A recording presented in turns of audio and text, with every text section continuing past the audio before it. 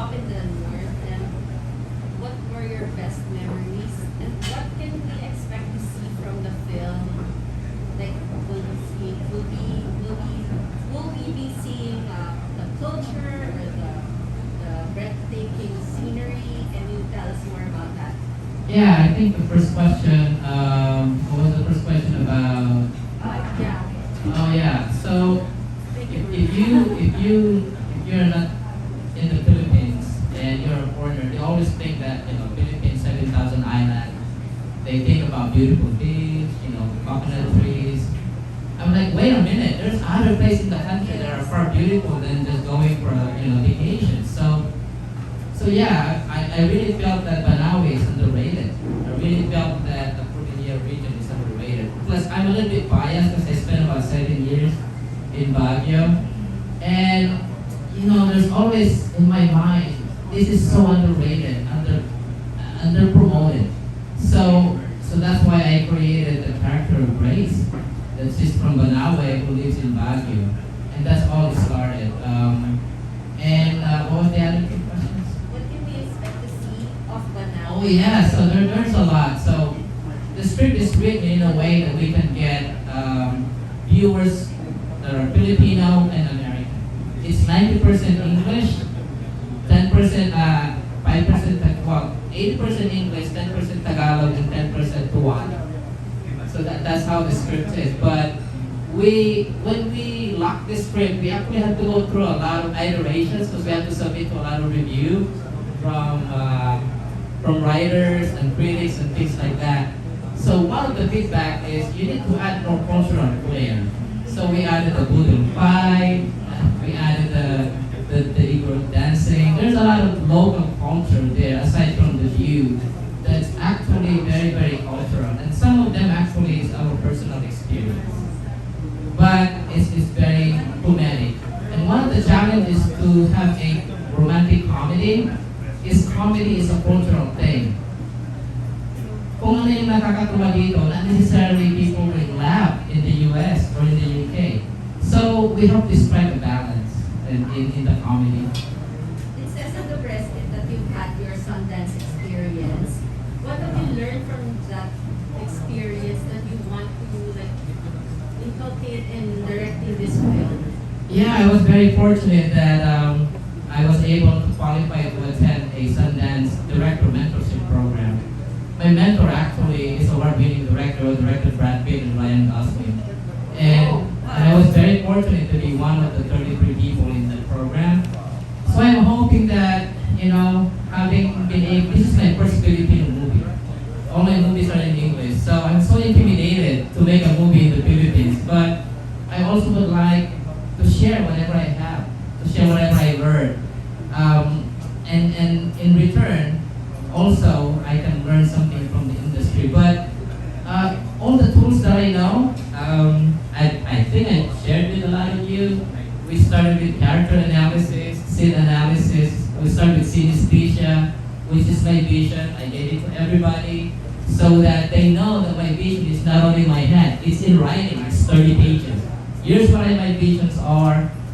Then we did a lot of character footprints and analysis because I know the character inside and out, but I can't see it. So we went through those exercises and hopefully you guys learned anything? Yeah? Thank you. My next question is for Maureen. Danny kept talking about the techniques and all that. How do you plan to build your chemistry with Brandon? Since you seem to be, you're expected to work more with him than with any other cast members. Same question goes for Brandon. Maureen first. Thank you. Okay. I was there. I was cast already as Grace, so we did a lot of auditions to find our Hank. I think it was the first. I feel like it was the first, right? Also, Second, part of first. the Is that casting the audition audition? already. And so we have prepared since then. We have, yesterday we spent a few hours really preparing our lines, really getting to know each other as well, because it is really important not to just build chemistry between Grace and Hank, but between both of us. really understanding how we work on set and what we expect, and we were able to discuss that, especially yesterday.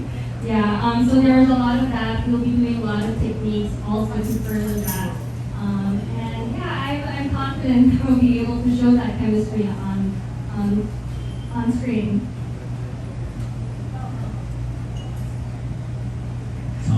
Okay.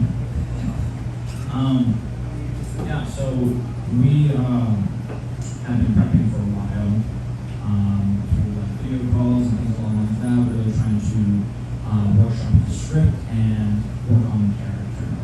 Only yesterday did we actually get to meet in person and go over just breakdown for how to do the character journey and that entire process, but also getting to know each other. And that's where true chemistry comes from, is being able to trust your fellow actor in a scene.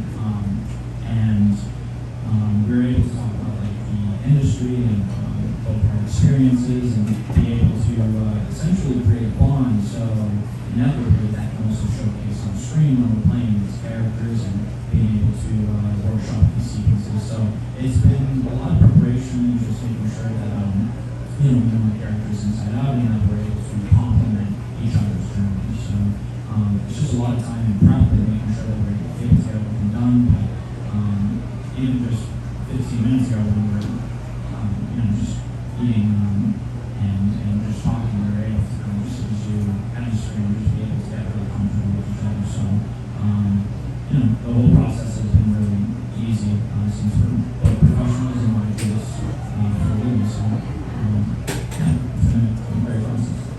Are you always this serious, Brandon? I take this very seriously. Is it character? Relax. Let's Direct Danny said he had to audition 700 actors just to get you. What's your reaction to that? Well, Don't be serious. I try not to think about it much. It's very intimidating. I just gave it my best shot, like you would do for any other role, right? You always, I grew up in the industry. I've been in the industry since I was 8 years old, so we always have casting offices with, some people that have, more experience than you or are better looking than you. But as long as you, trust yourself to give the character your best shot. That's all you do. I'm gone. Can you still hear me? Yeah. Okay. Can I? Thank you. Okay. That finest view on button. I think it's on. It's on. Everyone can hear me. Okay, nice. Yeah, so as long as you can trust yourself as an actor, and that's something you have to build over time. Something that you have to really, learn over time as well. When it comes to experience. When I first started in the industry, I didn't really trust my technique, but now I do, and I trust my cast as well. So yeah, it's been quite a process, but I'm grateful to be here, and I'm excited to be able to make this. So yeah. Thank you guys. Thank you, Mel. Hello, may nagpapatanong, a question from the back. Kay Bubay, paano daw ang naging workshop ninyo ni Brandon? How was the workshop with Brandon? Because you're working together in most of the scenes? Yes. Basta naman. Ang last ko naalala, nasa loob pa siya ng kotse that time. We were inside the car. Is that right? Yes. Yun. Is that alright? So yun. So nung sabi ko, pinipicture ko nung time na yun, nag-video call kami with Direct Danny. Paano kaya ito pag personal na namin gagawin? Pero si Direct Danny naman di talaga nagpabaya. Kasi ang ginawa niya sa akin doon sa character ko nga as Rocky, di ba? Yung mismo, parang pinarealize niya sa akin, ayun yung pangalan mo kaya Rocky. Kasi parang may twist siya, di ba? Pag nalit ka niya, hindi ka naman Rocky, malambot ka naman, hindi ka matigas na parang rock, di ba? So parang gano'n. So, yung naging magandang sa akin noon, nakatulong sa akin yung kay Direk, pinagawa niya sa akin yung pinag-render niya ako ng mga lines ko, ng iba't ibang mga ways how to deliver the lines. So yun yung maganda ng din sa isa, so di ako basic dun sa dati, parang gano'n. So parang ano ko sa kanya, parang ayaw niya makita yung may bubay dun sa character na yun. So yun yung tatanda ito. Kaya nung sinabi sa Rocky ay isang parang flamboyant stylist. So medyo nahihirapan ako na, ano yung flamboyant? Paano kayo flamboyant? Parang medyo may ano siya, energetic at the same time, ano siya, parang elegante hairstylist yung dating. Pero ano pa rin yung, ano talaga na, bakit ako nandun? Kasi meron akong magiging important part dun sa mamimit niyang tao. Nose grip ka ba dito? At some point, no split. Pero okay lang yan kasi may chance dito na may papakita ko din yung mga yung dialect ng mga Ilocano, di ba? Maraming mga Ilocano sa Mountain Province. So, madaming makaka-relate dito. Before we proceed, Yeah. So this role is actually very challenging because I will not only have to learn Kuwali, which is the dialect. I will also have to kind of put in an accent in my English, also in my Tagalog, and I haven't. I'm still learning my Tagalog, so being able to speak the language and then put an accent will definitely be very challenging, but I like the challenge and I'm very excited. And for Derek, what can the audience take away from the film? What's the plan? Yeah, but before that, Maureen, he's my quarterback. He's my lead, and he never failed me. If you see him today, he's very dedicated. This look is not the same before because he's in character. There's a reason why he's facial hair. There's a reason for those. But also he lost a lot of weight that requires the character. But gosh, this lady, she is, I don't know, she's just very easy to absorb everything. Actually, we're gonna put her in immersion program. She's gonna live in Banaue for a few days. But I also have a dialect coach for her. It's working with the Tuwali and all that. What was the question? Oh, what's the The takeaway. So, in one word, if you sum up the movie, it's justification. Actually, Carpeting Pictures, I like to tell story that has social relevance. So there are two social issues that we're tackling in here. And some of those two social issues are very controversial. One is about prostitution. So think about it, in outside of the Philippines, a lot of people wants to come here or other parts of the country to marry somebody. There's nothing wrong with that. So there's prostitution in a way.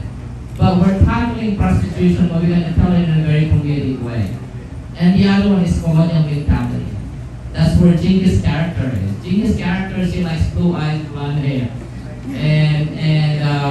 and all that jazz. So we're tackling this prostitution and colonial mentality and telling it in a way that is very comedic and very romantic. So takeaway, justification, all the four is actually these four actors are the lead. It's an ensemble.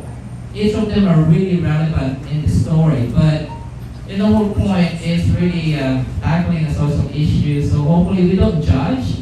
With each of those characters, they have their own way to justify their choices. That doesn't mean it's right or wrong. It's just the way it is. So it's justification in one word.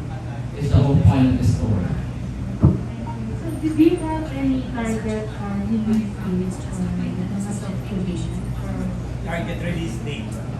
Yes, it's a little bit pressuring because the Sundance is, I think the due date to submit is July. So we have to finish before July, and then hopefully we would like to release by the end of the year. If we can get into Metro Manila Film Festival, why not? We will come back here. That would be the other option. Otherwise, Sundance is January of next year.